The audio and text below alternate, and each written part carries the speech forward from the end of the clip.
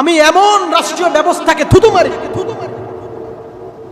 যেই রাষ্ট্রীয় ব্যবস্থা আমাকে নিরাপত্তা দিতে পারে না, যেই রাষ্ট্রীয় ব্যবস্থা খুনিদেরকে আশ্রয় দেয়, যারা ধর্ষণ করেছে তাদেরকে আশ্রয় দেয়, এমন রাষ্ট্রীয় ব্যবস্থা আমরা চাই না।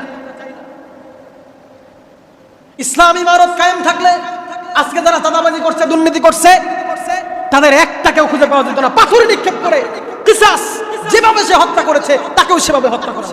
কথা বলে না মুসলমান?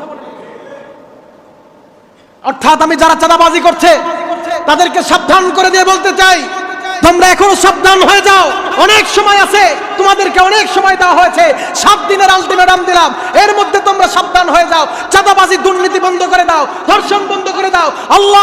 আল্লাহর কসম, বাংলার জমিনে একদিন না একদিন ইসলামী ইমারত কায়েম হবেই হবে। সেই দিন তোমাদের মতো কুলাঙ্গারদেরকে, তোমাদের মতো চাঁদাবাজদেরকে, যেইভাবে তোমরা মানুষের জীবনটাকে তোমরা নষ্ট করে দিয়েছো, মানুষের জীবন নিয়ে তোমরা ছিনিমিনি খেলেছো, ওয়াল্লাহি আল্লাহর কসম, তোমাদের একটাকেও বাংলার জনগণ আস্ত রাখবে না। আরো জোরে বলেন ঠিক কিনা?